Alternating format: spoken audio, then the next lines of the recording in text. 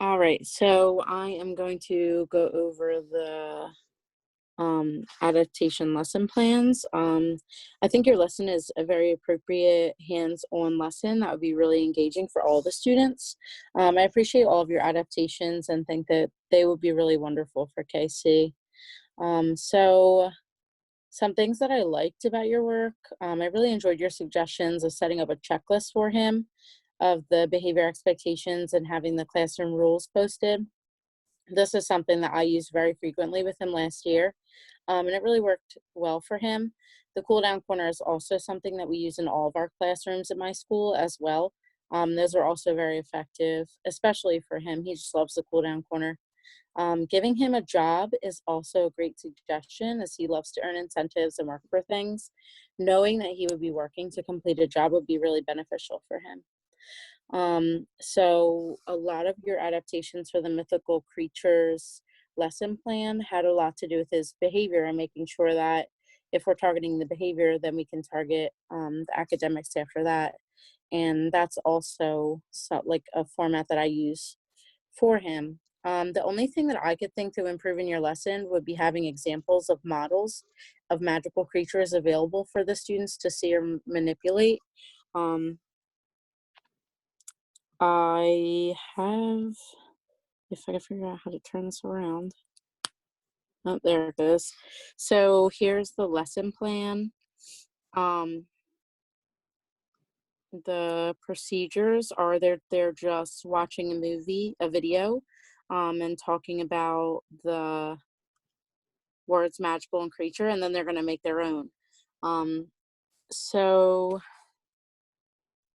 what I thought is when they're listening to the music, that you could pass around examples from previous years, or you can create models of your own ahead of time. That way they can see what materials were used, how to manipulate them and put them together and use them as inspiration for their own ideas. You would obviously let them know that those are only inspirations and that they need to come up with their own ideas, but having a visual baseline of what's expected may really help Casey, especially with his learning disability.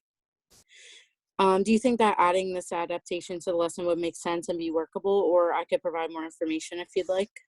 Oh yeah, absolutely. So the original lesson plan, I actually had to scale down because it seemed like it took multiple days. Okay. So the one that was originally posted online was like a day on unicorns, where you read a unicorn story, and then a day on dragons, and you read a dragon story, and then the final assessment would be to create their own. So for just a single day assignment, I think that maybe like quick little pictures of this is what a dragon looks like in China, or this is what a dragon looks like in American folklore, or whatever it is. I think that would definitely help them with creating their own magical creature. Yeah, that's great. I totally agree. So that's it for me. Do you want to go over yours? Yeah. So for me, I had the two things that I wanted to talk about were the shortening the readings and writings in one-step directions and setting clear expectations, which is something that you went over extensively for my lesson plan as well. I think when it comes to certain classroom behaviors, that setting clear expectations off the bat from the beginning of the school year is very important, especially when it comes to um, eloping from class or not keeping their hands to themselves. And I think that visual representations of them, whether it's on a board or a Google slide or even posted on a poster in the room, helps refresh that. I liked the things that I really liked from the lesson plan was the movement around the room. So as long as those behavior expectations for Joe were established very like clearly, like you are going from this station to this station, you're not going to deviate from the path, you're going to stay there, you're going to do this for a couple minutes, and then we're going to switch, I think would be really beneficial for him because he wants to like get up and move around. Sure. Chunking readings definitely keep his attention span. He's not going to sit there and read a page long assignment. I think Hmm. like a little 2 or 3 sentences here would be really great. And what I really liked was the simple direction. So like here you were doing this and this is the only thing you're doing. And Sure. I think he has a really difficult time with multiple steps when following. And then shortened responses instead of having him write like 2 or 3 sentences like the rest of the class, like they don't even have to be in sentence form as long as he's getting the bullet points down, is really great. The only thing that I have constructive wise was that he needs something that's gonna prevent his destruction of materials. So often Joe will like sit there as you're giving instructions for the whole thing and just like rip up paper, and then he'll throw it or he'll make it a paper airplane. So he needs something established that he's like maybe minimizing the amount of materials that he's actually using. Okay. And then some type of incentive for that, for him, like for good behavior at the end of the lesson, like you did a really good job today, this is what you're gonna get.